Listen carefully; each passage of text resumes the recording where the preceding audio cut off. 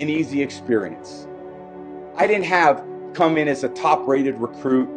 I didn't come in with the opportunity to play right away. I had to earn it. And you know what the greatest honor I've ever received as a player is? In my 4th year and my 5th year, I was named team captain. That, to this day, is the single greatest achievement I've ever had as a football player. Because the men in this room chose me to lead their team. And these were my best friends. These were the guys that knew that I liked to work, that knew that I loved football, that knew that I loved to play, that knew that I wanted to be the quarterback for Michigan. And all the lessons that I learned here on State Street and in the big house, that's still what I bring to practice today. And after 14 years, I love the game more than I've ever loved it. But where did I learn the love for the game? Where did I learn to practice? Where did I learn to compete? It was sitting in the same chairs that you guys are sitting in today.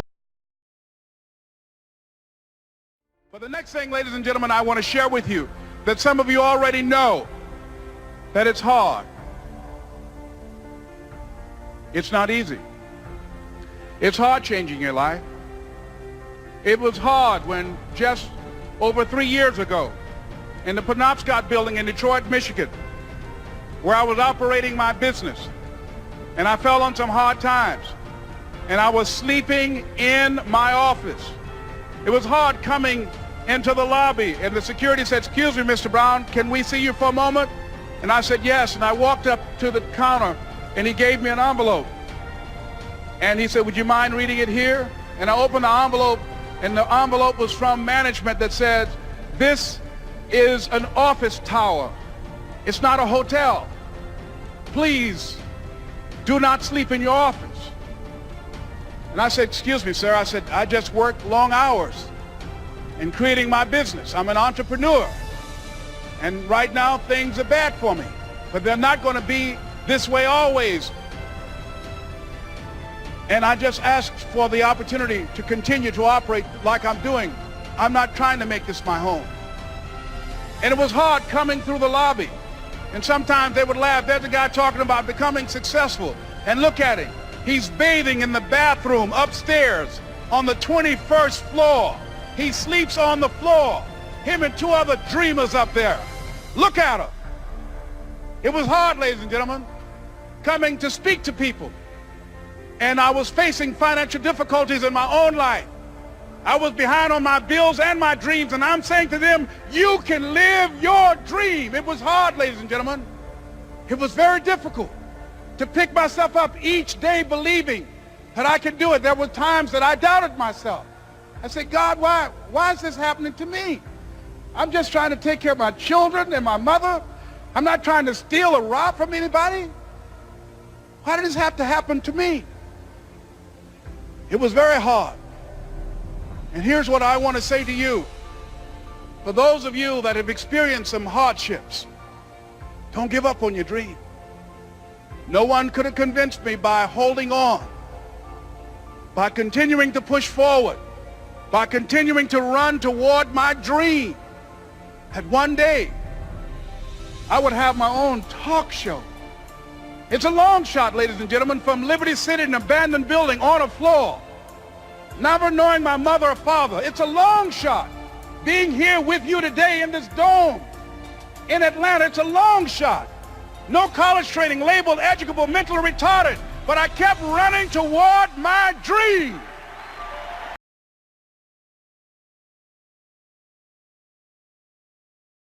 This lion, he's the king of the jungle. Huge mane out there. He's laying down under a tree in the middle of Africa. He's so big. He's so hot. He doesn't want to move. Now, the little lion comes, they start messing with him.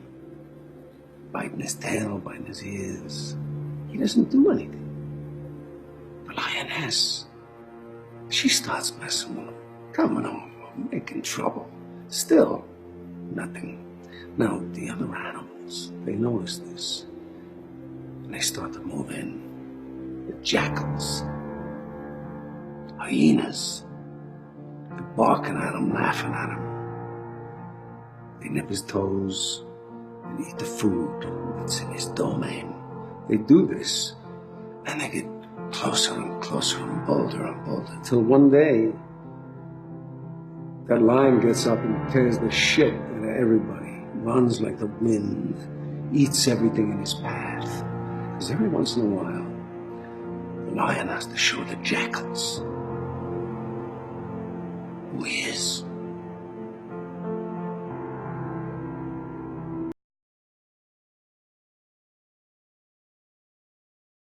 A drink with your friends, and somebody says, yeah, we should go skydiving tomorrow. And you go, yeah, we'll go skydiving tomorrow. Yeah, yeah. And you go, yeah. And everybody goes, yeah. So then that night you're laying in your bed and you just keep, and you're terrified. You keep imagining over and over again jumping out of an airplane, and you can't figure out why you would do that. You wake up the next day and you go, down and you say where you were going to meet and everybody's there. So you get in the van and your stomach is terrible. You can't eat and everything, but you don't want to be the only punk who doesn't jump out of this airplane. So you fly and you go up, you go up to 14,000 feet, and somebody opens the door, and in that moment you realize you've never been in a freaking airplane with the door open, and you're standing and your toes are on the edge and you're looking out down to death. And they say, on 3. And they say, 1, 2. And he pushes you on 2 because people grab on 3. And you go, and you fall out of the airplane. And in 1 second, you realize that it's the most blissful experience of your life. You're flying. There's zero fear. You realize that the point of maximum danger is the point of minimum fear.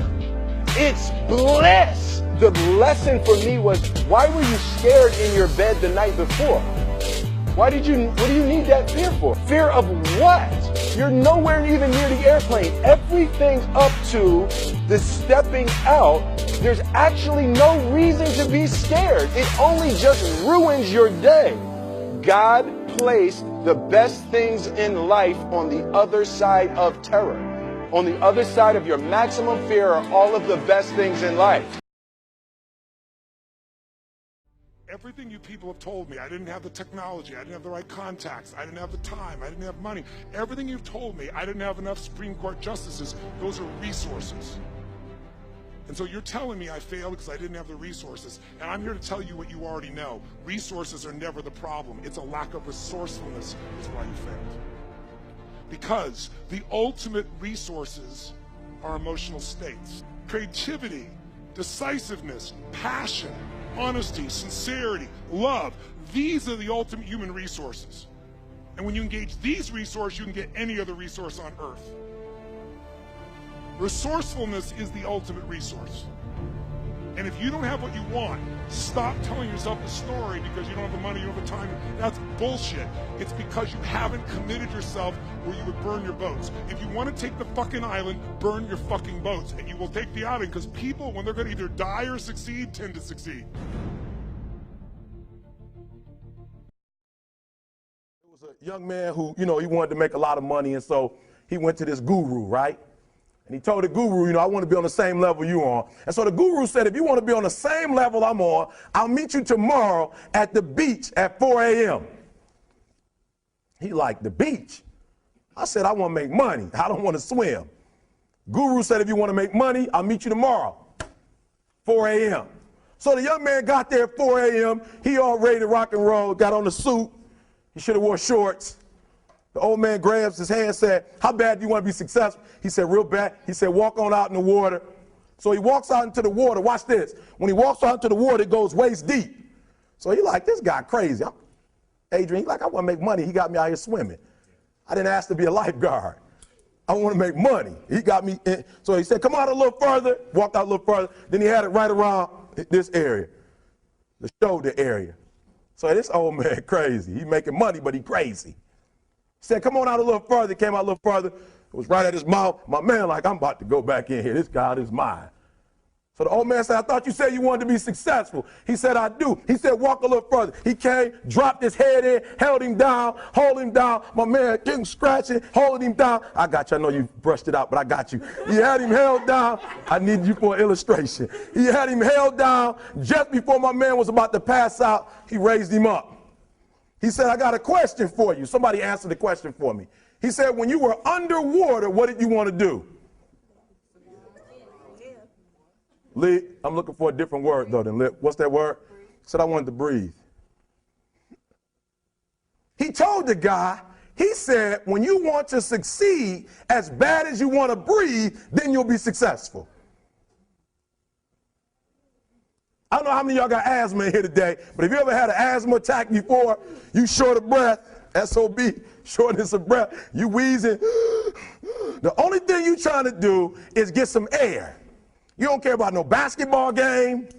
You don't care what's on TV. You don't care about nobody calling you. You don't care about a party. The only thing you care about when you're trying to breathe is to get some fresh air. That's it.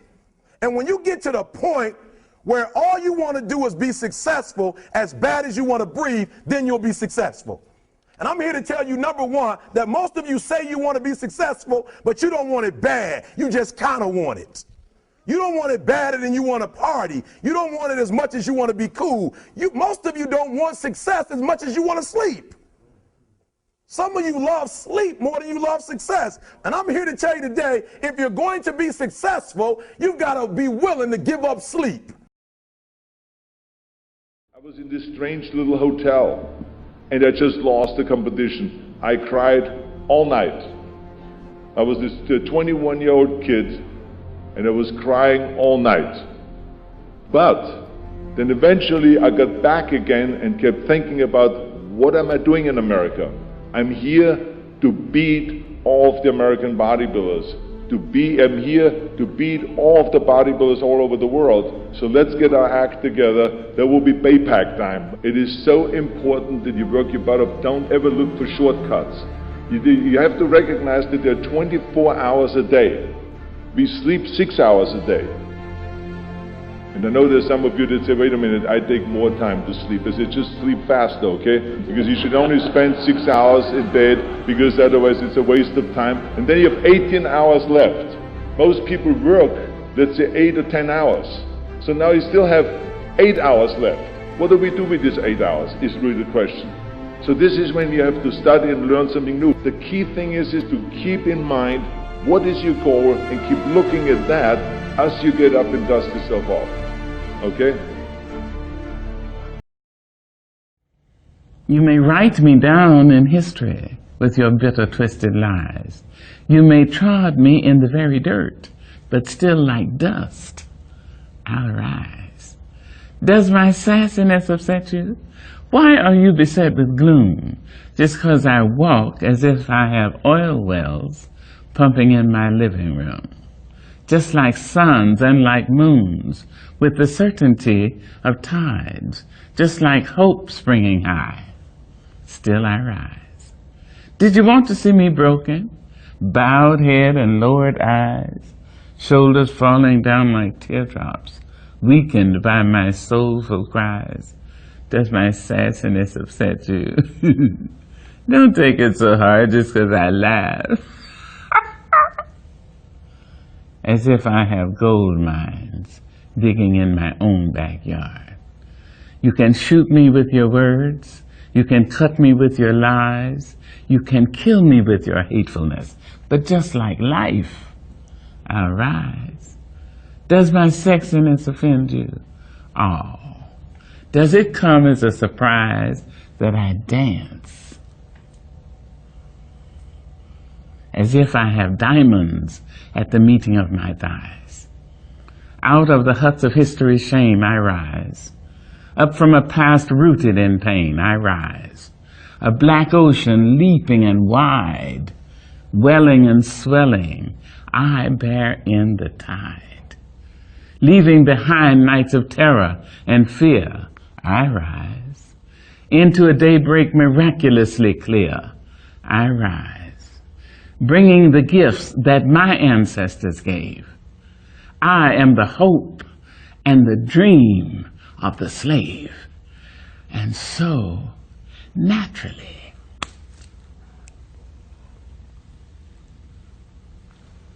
there I go rising. 35 years of lifting weights, and open heart surgery, dying 3 times on the operating table, CT. So you should sit down, sir, because of your diagnosis, and don't do a damn thing. Bullshit. Hell no. Every time I go to the doctor, they tell me what I shouldn't be doing, and what I should be doing, and what I won't do, and what I can't do. And I politely go out the door and do whatever the fuck I want to do. And I'm gonna do that until they throw dirt on top of me. This is my life. And I choose to live it the way I want to live it. It's impossible. I've heard that so many times. It's just impossible. Can't be done. It is impossible until some crazy son of a bitch has the audacity to believe that no matter what the expert or the doctor says, I can still do that shit. Will is the key. Will. Willpower. Anytime that you give your best effort, that you give everything that you possibly can give, that is satisfaction, and know that I did my absolute best. I did all I could do. There's victory in that. Remember what you are. Remember what you are. Remember who the fuck you are.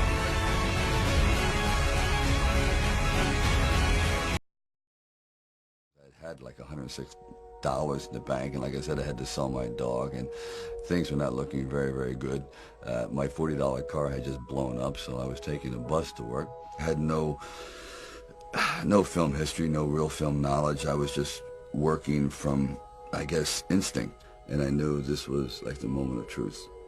And they said, "Sylvester, you ready?" I said, "No, but Rocky is." Because so often I had gone to fight films or sporting films. "Yes, we're going to go out there, we're going to knock him out, you're going to win." I said, "No, because I'm not going to win. I'm going to get destroyed. But if I can just be lucid, if I can still be standing on my feet, you know what, then life isn't so bad." And I think, again, symbolically, at the very end of our lives, if we can still say, you know, we were never humbled, we were knocked down, but we got up, and I can say, I lived life with integrity, and I took all the blows, and I still prevailed, I think that's a good epitaph for anyone, and that's what I tried to capture in this film. But more importantly, you can't be alone. To really succeed, no man really is an island. When you find the right components in your life, the right people that gel with you, then you feel as though you're invincible.